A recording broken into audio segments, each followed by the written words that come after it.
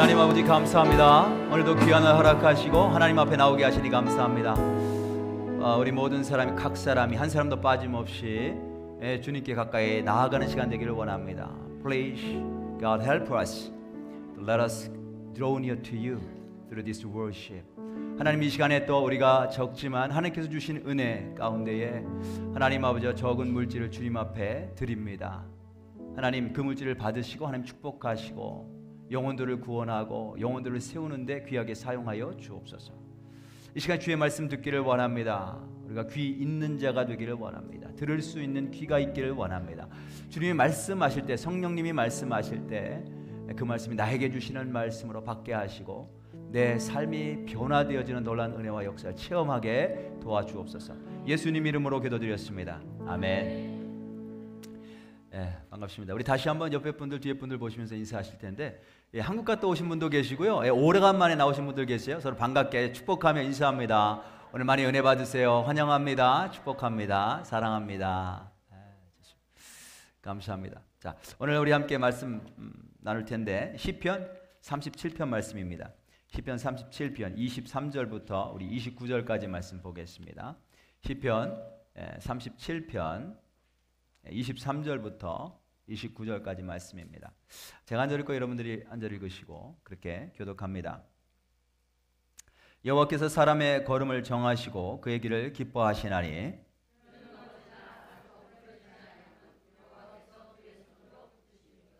내가 어려서부터 늙기까지 의인이 버림을 당하거나 그의 자손이 걸식함을 보지 못하였도다.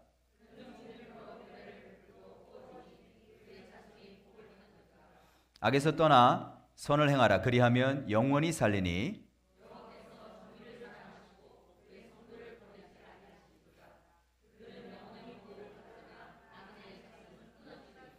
다 같이 있습니다. 의인이 땅을 차지하며 거기서 영원히 살리로다. 아멘.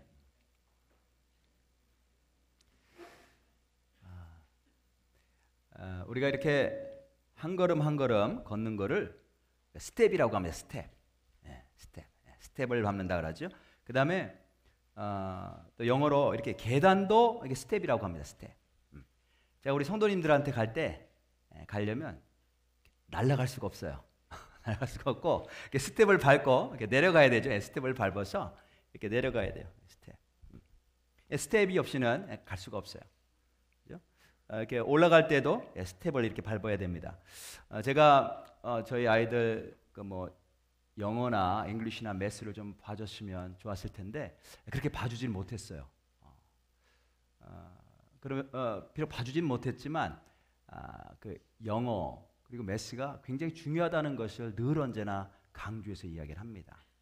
왜 중요하냐면 매스 같은 경우는 문제가 나오죠. 문제가 나오면 그걸 어떻게 풀어야 되는지를 훈련하는 거예요. 우리 인생은 문제로 가득 차 있습니다. 계속해서 우리는 문제를 만나게 되고 그 문제를 풀어나가야 되거든요. 근데 이걸 어떻게 풀어나가야 될까? 먼저 문제를 잘 이해해야 되겠죠. 문제를 잘 이해하고 그 문제를 풀어나가는 방법을 알아야 돼요. 그걸 훈련시키는 게 매스예요. 그 다음에 잉글리시, 한국어로 말하면 국어죠. 국어. 잉글리시 굉장히 중요하다. 왜 중요한가? 사람이 인생을 살 때 혼자 살 수 없어요. 항상 누군가랑 함께 살아야 되고 그 다음에 커뮤니케이션이 돼야 돼요. 커뮤니케이션. 같이 살면 커뮤니케이션이 돼야 됩니다. 그래서 다른 사람이 뭘 말하려고 하는 거지? 이거를 먼저 잘 이해를 해야 돼요. 커뮤니케이션 하려면. 그게 리딩이고 그게 리스닝이죠. 다른 사람이 쓴 글을 이해해야 되고 다른 사람이 말한 걸 잘 이해를 해야 돼요. 그 다음에 내가 생각하고 있는 것을 잘 전달할 줄 알아야 돼요. 우리 가운데는 이거를 잘 하기 어려워하시는 분들이 있어요. 나는 그런 의미가 아닌데 말 나가는 건 잘못 나가는 그런 경우도 있단 말이죠. 이게 이제 스피킹, 그 다음에 라이팅 이거거든요. 그래서 우리가 인생을 살아갈 때 이 커뮤니케이션이 중요한데 어떻게 커뮤니케이션을 하는지 그 법을 배우는 게 잉글리시예요. 그래서 매스와 잉글리시가 너희들 살아가는데 굉장히 중요한 거다. 그래서 늘 언제나 강조를 해요. 특별히 매스에 대해서 이야기할 때 날마다 해야 된다고 얘기를 해요. 날마다 매스는 날마다 하는 거야. 그러면서 뭐에 비유하냐면 제가 계단에 비유합니다. 스텝에 비유해요. 매스는 계단을 올라가는 것처럼 제가 저기까지 올라가려면 한 번에 올라갈 수 없잖아요. 그죠? 항상 먼저 첫 번째 스텝을 밟아야 돼요. 첫 번째 계단을 밟아야 그 다음 계단에 이렇게 올라갈 수가 있는 거예요. 첫 번째 계단 밟지 않고 그 다음 계단, 그 더 높은 계단은 올라갈 수가 없는 거죠. 그래서 아이들이 왜 맷을 어려워하냐면 첫 번째 계단이 이해가 안 되는데 더 높은 계단을 오르려고 하니까 어려운 거예요. 그래서 첫 번째 계단부터 이해하고 올라가려면 매일 해야 된다. 제가 이제 그렇게 이야기를 합니다. 쉬운 것부터 해야 된다. 이 스텝이 굉장히 중요한데 인생에도 이런 스텝이 있어요. 내가 인생 가운데 뭘 원한다고 해서 거기에 날아가서 도달할 수 있는 게 아니에요.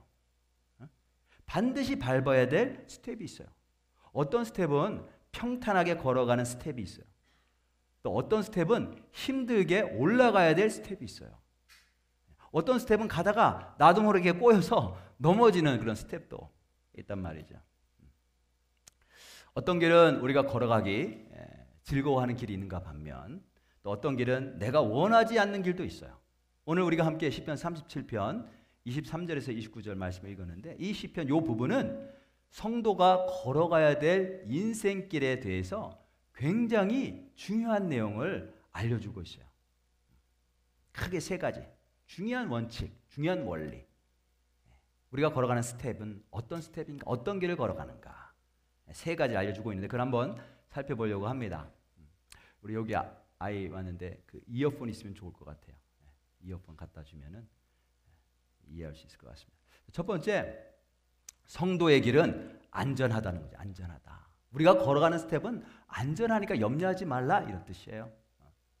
하나님께서 우리를 반드시 지켜주시고 우리를 선한 길로 인도하십니다. 23절 한번 보겠습니다. 여호와께서 사람의 걸음을 정하시고 걸음이란 스텝이에요. 스텝. 걸음을 정하시고 그 길을 기뻐하시나니. 정하셨다라고 하는 말은 견고하게 하셨다는 거예요. 그 스텝이 누구로부터 나왔냐면 하나님으로부터 나왔다. 우리가 걸어가는 스텝 하나님께서 허락하셨다는 거예요. 그리고 그 스텝을 견고하게 만들어 놓으셨으니까 염려하지 말라. 그런 거예요. 우리 성도들의 스텝은 한 걸음 한 걸음 하나님께서 다 정하시고 하나님께서 인도하십니다. 그래서 어떤 스텝을 걸어가든지 우리는 하나님 안에서 안전하다라고 하는 사실을 알아야 되고 그걸 믿어야 될 줄로 믿습니다. 그리고 여기 보니까 그 스텝을 하나님께서 어떻게 하신대요? 그 길을 기뻐하시나니. 무슨 말씀이냐면 하나님께서 우리를 하나님께서 기뻐하시는 길로 인도하신다는 거예요. 그 길이 내가 좋아하지 않는 길일 수 있어요. 내가 싫어하는 길일 수 있어요. 어떤 길은 고난의 길이고 어떤 길은 고통의 길이에요. 그런데 하나님은 기뻐하신다는 거죠. 그게 무슨 말일까요? 나는 고통스럽고 고난 때문에 싫은 길인데 하나님은 기뻐하시는 이게 무슨 말일까요? 하나님 보실 때에 우리에게 가장 선한 길로 인도하신다는 거예요. 우리가 그걸 믿어야 될 줄로 믿습니다. 자, 그러면 여기서 질문이 생겨요. 질문. 어떤 질문이냐면 그러면 하나님께서 우리가 가야 되는 모든 길과 스텝을 미리 다 정해 놓으시고 우리를 무조건 그 스텝을 밟고 가도록 우리를 몰아넣으시는 것인가? 그런 건 아니라는 거예요. 자, 그거를 설명을 드릴 텐데 체스로 한번 비유해서 설명을 드릴게요. 체스 아세요? 체스? 한국은 장기를 두고 이 서양, 특히 미국은 체스 게임을 하죠. 체스에 말이 있어요. 말을 놓을 때 어떻게 말을 놓느냐 하면 상대방이 말을 어떻게 놓느냐에 따라 내가 어떻게 말을 놓을지 결정을 해요. 내가 일단 말을 놓으면 상대방도 내가 놓은 말을 보고 그 다음에 말을 놓는단 말이죠. 하나님께서 우리에게 완전한 자유를 주셨어요. 완전한 자유. 무슨 말이냐면 우리는 마음대로 내가 원하는 대로 내가 선택해서 말을 놓을 수가 있어요. 우리 인생 가운데 어떤 길을 걸어갈 것인가? 나에게 완전한 자유를 주셔서 내가 이걸 할 수도 있고 안 할 수도 있고 이것 말고 저걸 할 수도 있고 내가 선택할 자유를 주셨단 말이죠. 체스 게임으로 말하면 내가 무엇이든지 말을 놓을 수 있도록 해 놓으셨어요. 그런데 내가 말을 놓으면 그 다음에 하나님께서 말을 놓으세요. 하나님께서 말을 놓으시는데 어떤 말을 놓으시냐면 나에게 가장 선한 길이 되는 길로 말을 놓으신단 말이죠. 우리가 이렇게 선택한 그런 스텝이 있어요. 그 길이 있어요. 내가 이 길로 가야 되겠다. 그런데 그 길을 하나님은 이미 다 알고 계세요. 그리고 내가 그 길을 걸어가면 그 다음에 그에 대해서 가장 최선의 길로, 가장 선한 길로 당신의 말을 두시는 거예요. 그런 방식으로 우리의 스텝과 길을 인도하시는데 어디로 인도하시느냐? 가장 선한 길로 인도하세요. 우리가 실패하지 않도록, 우리가 멸망하지 않도록, 우리가 구원을 받을 수 있도록, 결국은 영생을 얻도록 하나님이 그렇게 말을 놓아 가신다는 거죠. 체스 챔피언이 있어요. 전 세계 체스 챔피언. 그 사람들은 보통 다른 사람이 생각하는 것들을 미리 생각하고 말을 놓는데 가장 뛰어난 사람들이 한 15개에서 20개의 무브를 볼 수 있대요. 다른 사람들이 이렇게 놓으면 난 이렇게 놔야지. 이렇게 놓으면 난 이렇게 놔야지. 그거를 몇 가지요? 15가지에서 20가지. 대단한 거죠. 저는 한 2-3개 정도도 잘 못 보는 것 같아요. 2-3개만 미리 봐도 이거 되게 훌륭한 건데. 하나님은 몇 가지 경우를 보시느냐? 내가 선택할 수 있는 그런 선택의 초이스가 많잖아요. 하나님 몇 가지의 경우를 보시느냐? 무한대를 보셔요. 무한대를 보셔요. 그게 하나님의 지혜이고 그게 하나님의 능력이에요. 그래서 우리가 어떤 무브를 할지, 어떤 스텝을 밟을지 하나님은 이미 다 알고 계셔서 그것에 따라서 하나님께서 우리의 길을 인도해 가신다는 거예요. 그리고 우리가 어떤 선택을 할지 반드시 하나님이 기뻐하시는 길로, 나에게는 가장 선한 길로 인도하신다는 거예요. 어떤 길은 너무 가기 힘든 길이 있어요. 우리가 넘어지기도 하고, 그리고 지치기도 하고, 다치기도 하고, 때로는 화가 나기도 하고, 낙심하기도 하고, 심한 경우는 내가 죽고 싶은 마음이 들기도 하고. 그러면서 우리는 질문하죠. 왜 하나님께서 나에게 이런 길을 허락하셨나? 하나님 날 사랑하시나?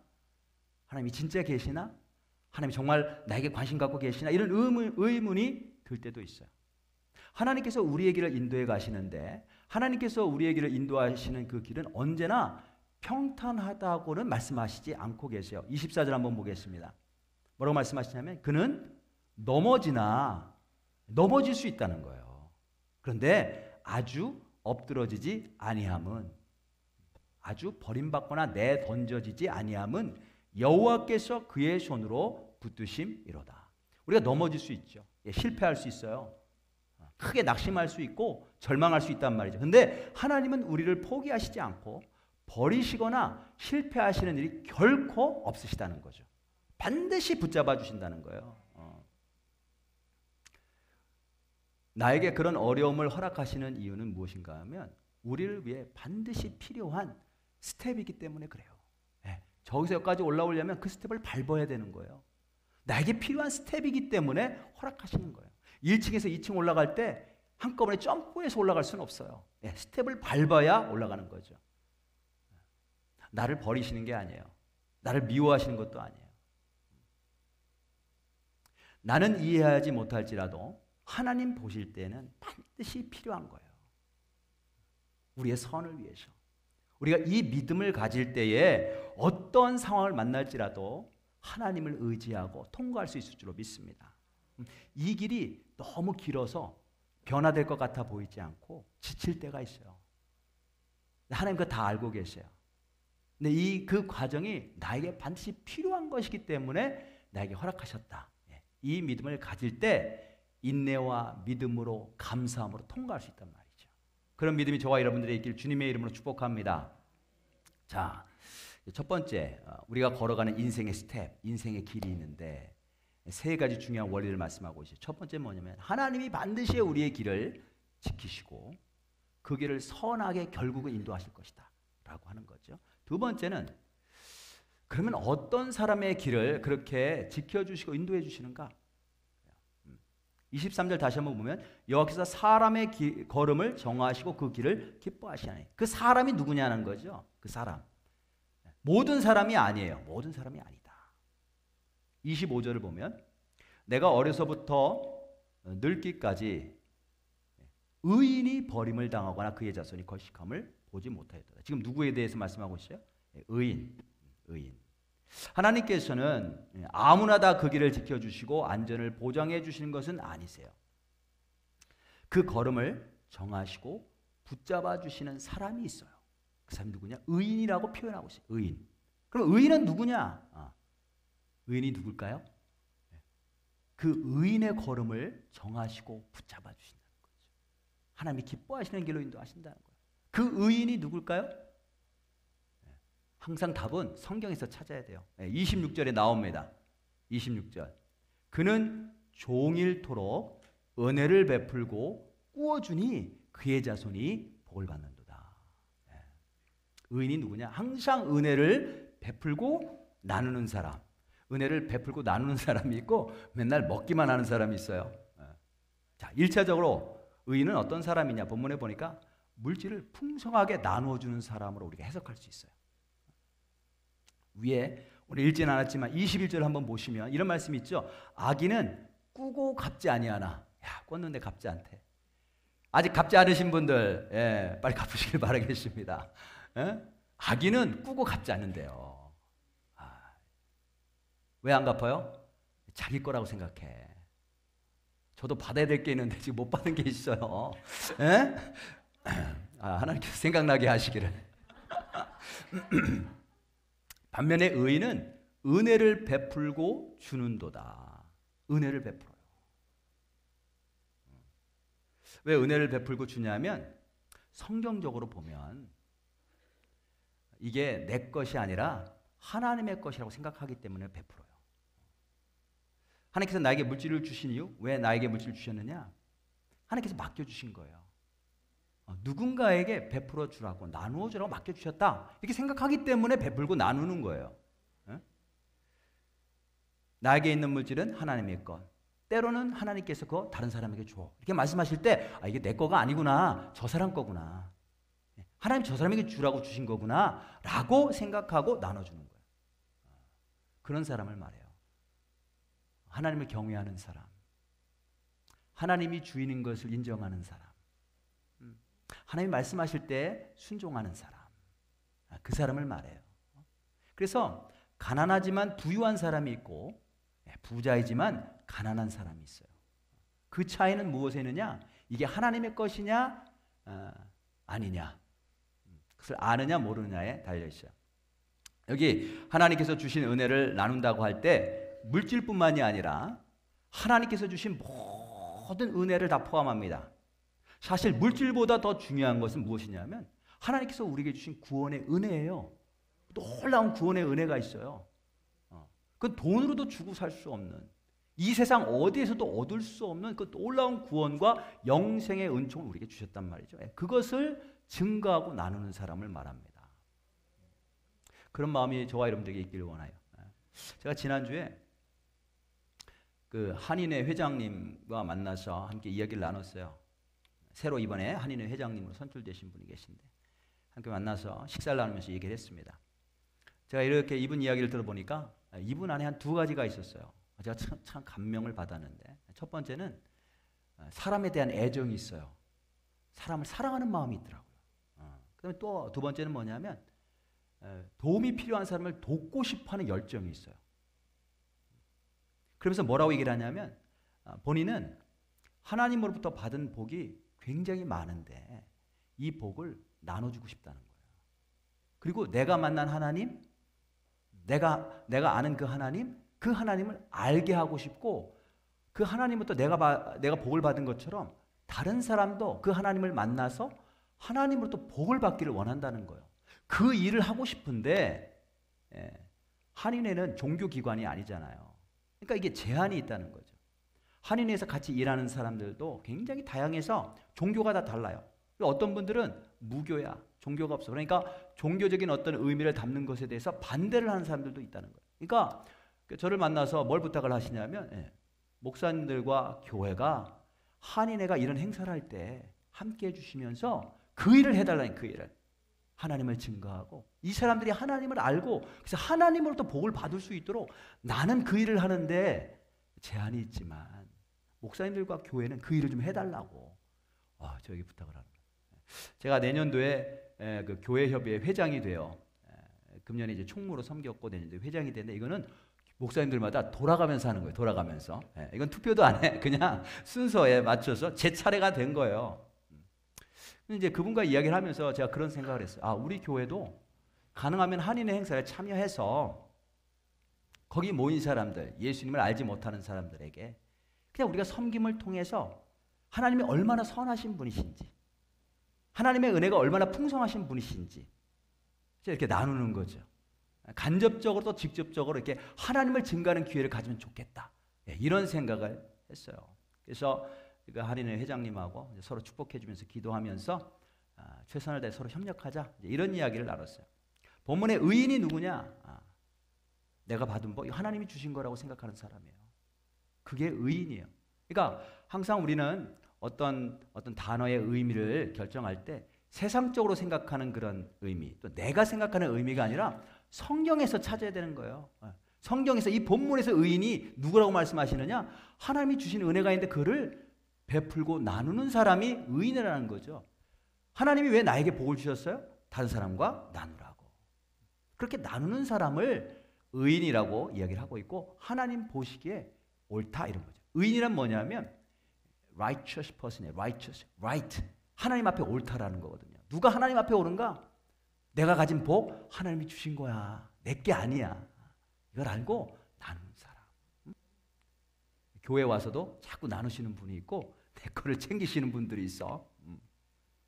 자꾸 나누시. 26절에 보니까 그는 종일토록 은혜를 베푼대요. 종일토록, 항상. 무슨 말이냐면 이분의 이런 사람의 기본적인 생각이 바로 그렇다는 거죠. 항상 하나님의 것, 하나님과 나눠야 되는 거야. 목사의 역할이 그런 거라고 봅니다. 목사가 받은 은혜를 나누는 것. 목사의 위치에서. 그게 목사의 역할이에요. 예. 우리 소목자님들의 역할도 그거예요. 예. 하나님께서 내게 주신 거 그냥 나누기만 하면 되는 거예요.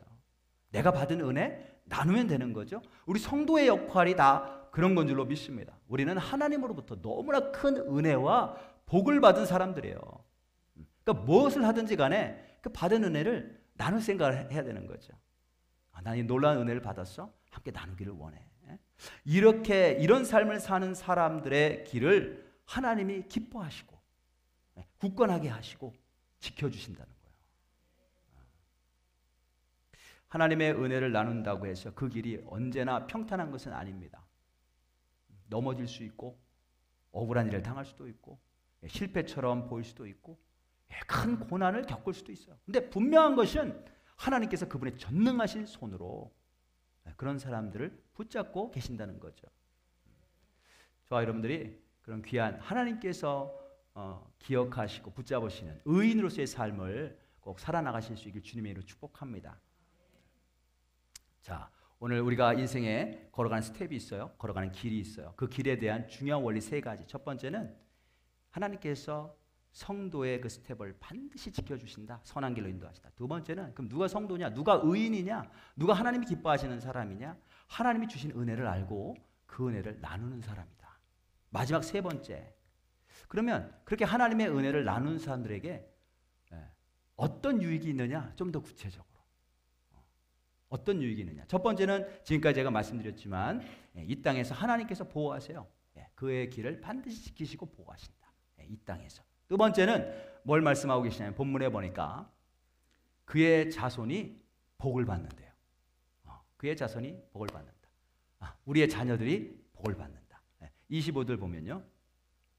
내가 어려서부터 늙기까지 의인이 버림을 당하거나 그의 자손이 걸식함을 보지 못하였도다. 여기 뭐라고 얘기를 하냐면 내가 어려서부터 늙기까지, 그렇죠?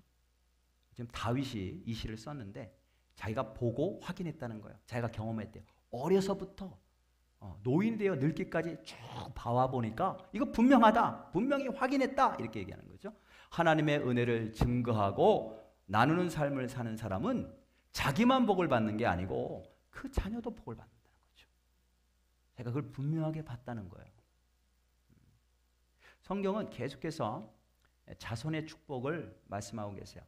저는 이제 할머니하고 함께 오랫동안 살았는데 저희 할머니 보면 늘 언제나 기도하시는 분이셨어요. 저희 집에 할머니 방이 있었어요. 그래서 할머니 방에 놀러 들어가면 할머니 늘 언제나 무릎 꿇고 기도하셨어요. 그리고 제가 잘 아는 찬송 내 주를 가까이 하게 함은, 그다음에 주 안에 있는 나에게. 이게 다 할머니로부터 배운 찬송가예요. 늘 언제나 흥얼흥얼흥얼. 저는 할머니가 집안에서 큰 소리를 내는 소리를 들은 적이 없어요. 제 부모님들에 대해서 기억나는 것. 제가 설교를 준비하면서 무엇이 기억나나 그냥 순간순간 기억나는 것들 한번 써봤는데 아침에 일어날 때 그 아버지께서 그 레코드판 있죠? 레코드판으로 알람을 지정해 놓으셨어요. 그래서 시간이 아침에 일어날 시간이 되면 레코드가 자동적으로 음악을 틀어주는데 찬송가를 들으면서 깨어나는 거예요. 두 분 모두 아버님, 어머님 모두 금식 기도를 많이 하셨어요. 목회자들을 잘 섬기셨어요. 목사님들 식사 대접을 할 때면 언제나 잔치집 늘 언제나 섬기셨어요. 그 다음에 성탄 이브에 지금 성탄절이 다가오는데 선교사님들을 자주 집에 초대하셨어요. 그래서 지금도 기억하는데 난로가 있고 어머님이 가래떡을 그 전에 미리 잘라서 말려놓으세요. 그러면 이제 그걸로 새 떡국도 만들어 먹고, 그다음 크리스마스 이브 때는 선교사님과 함께 그 떡을 난로에 또 구워 먹는 거예요. 구워서 꿀에 찍어 먹고, 그러면서 밤새도록 선교 이야기를 듣는 거예요. 같이 앉아서. 연말에는 청년들이 집에 모여가지고 송년회를 하는데 서로 게임하고 선물 교환하고 저는 거기에 끼어서 같이 놀고 청년들과 그랬던 경험들. 나중에 저희 아버님이 늦게 목회자로 소명을 받으시고 이제 목회를 하시는데 마지막에 돌아가시 전까지 시골교회에서 끝까지 그 목회 자리를 지키셨던 것을 기억하죠.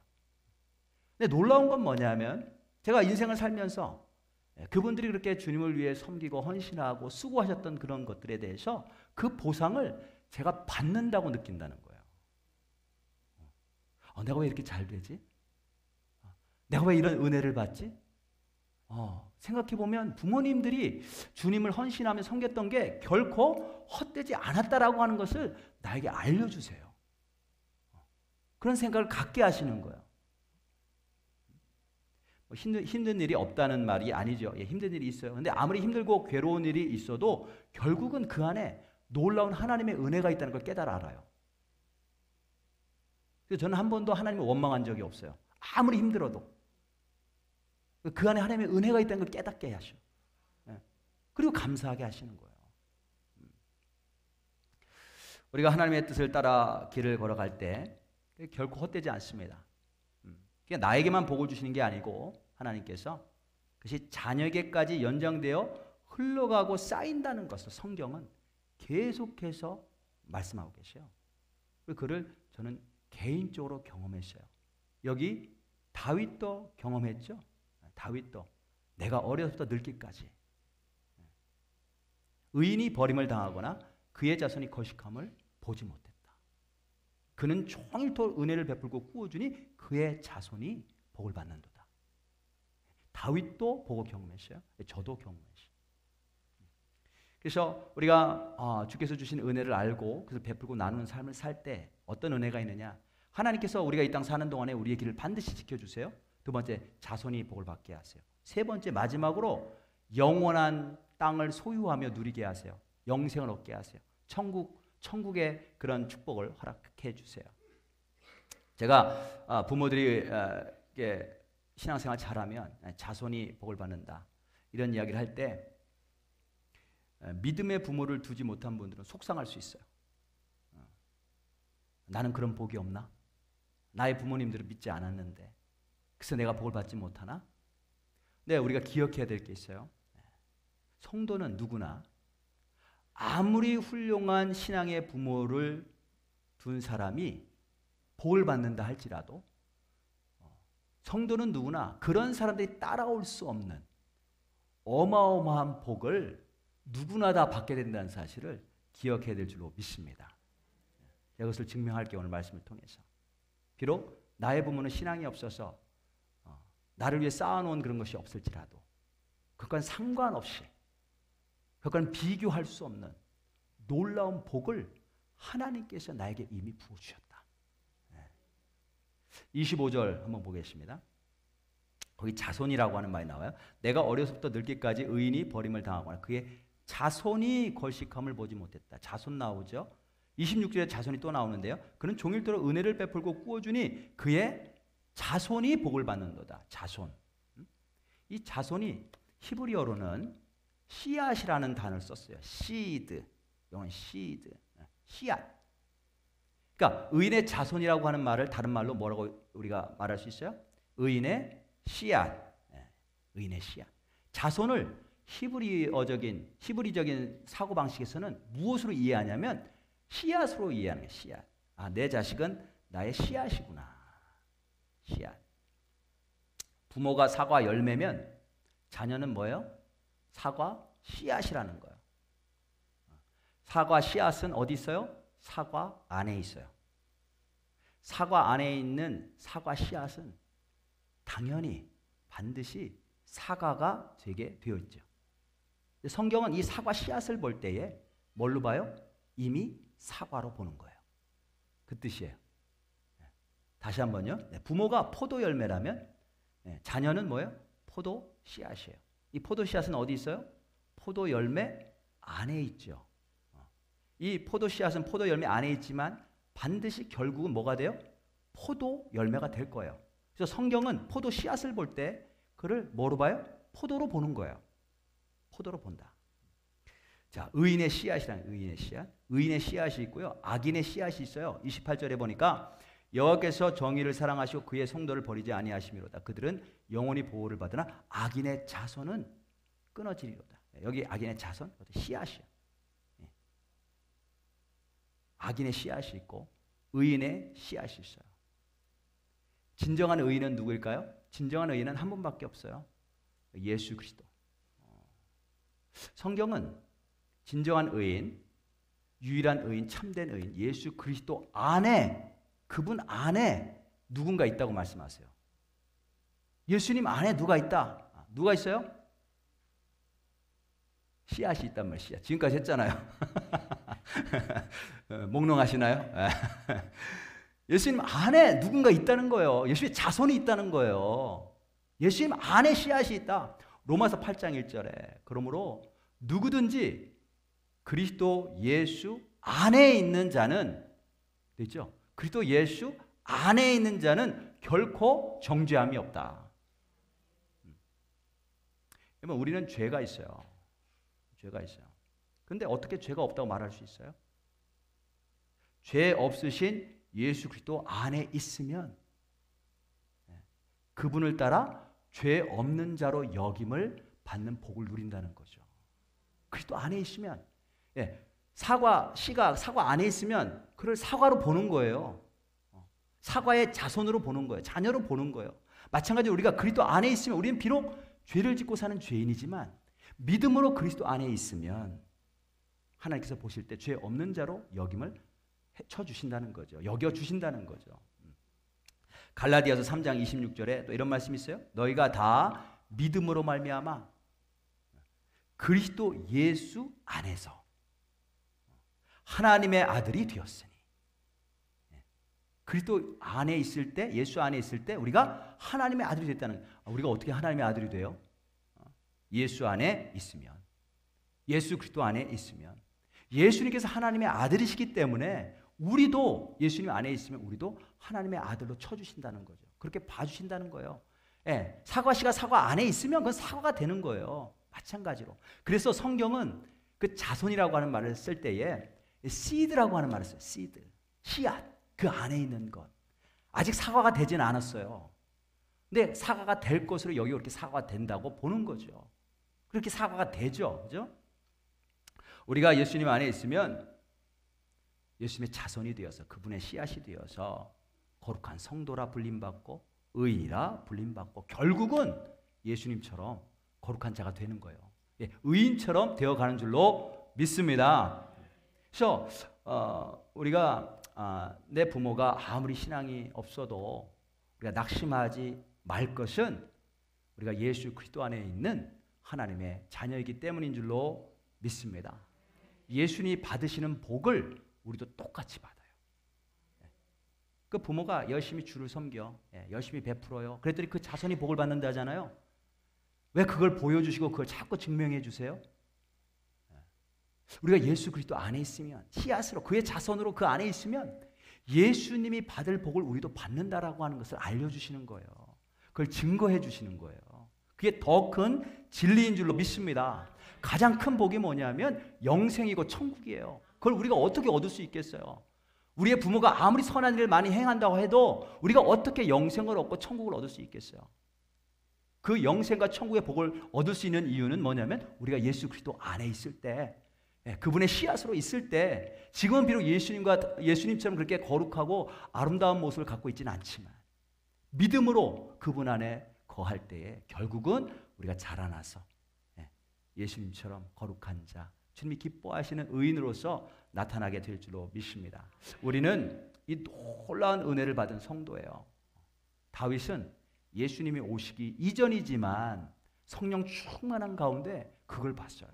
그래서 여기 27절부터 한번 보시면 27절부터 29절까지 읽었던데 거기 영원히라고 하는 단어가 계속 반복되나 3번 반복돼 나와요. 악에서 떠나 선을 행하라 그리하면 영원히 살리라. 영생을 말하고 있어요. 여호와께서 정의를 사랑하시고 그의 성도를 버리지 아니하심이로다. 그들은 영원히 보호를 받으나 악인의 자손은 끊어지리로다. 의인의 땅을 차지하며 천국을 말하죠. 거기서 영원히 살리로다. 천국을 말하고 있는 거예요.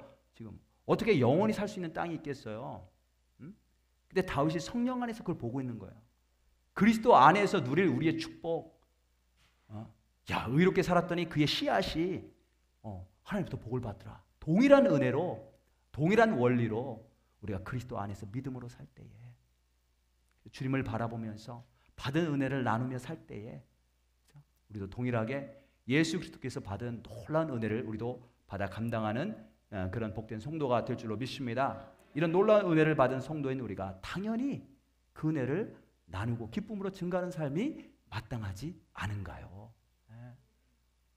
그렇게 주님의 은혜를 풍성하게 나누는 복된 성도 되시길 주님의 이름으로 축복합니다. 오늘 말씀 생각하면서 함께 찬양할 텐데, 태산을 넘어 험곡에 가도 빛 가운데로 걸어가면 주님 안에서 걸어가는 길이 빛 가운데로 걸어가는 거예요. 주께서 항상 지키시기로 약속한 말씀 변치 않네. 하늘의 영광이 여러분들 안에 늘 언제나 충만하고 차고 넘치기를 축복합니다. 우리 서로 축복하는 마음으로 일어나서 함께 찬양하고 우리 함께 기도하겠습니다.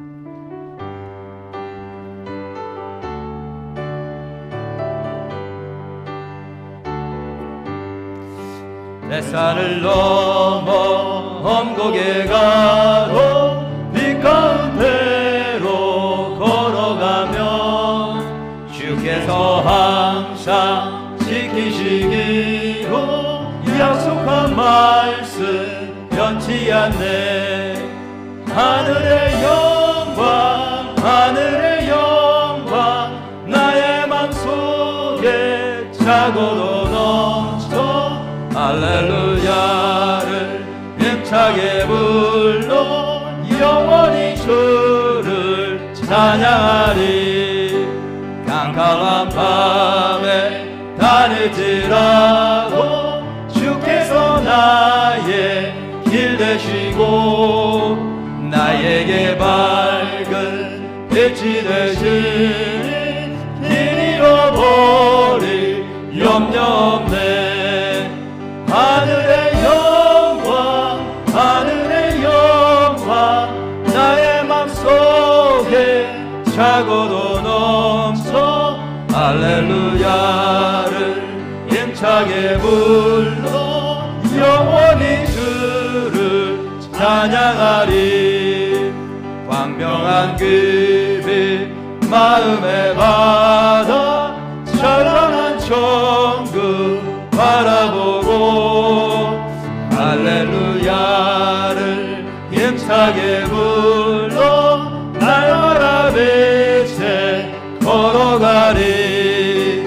하늘의 영광 하늘의 영광 나의 맘속에 차고도 넘쳐 할렐루야를 힘차게 불러 영원히 주를 찬양하리.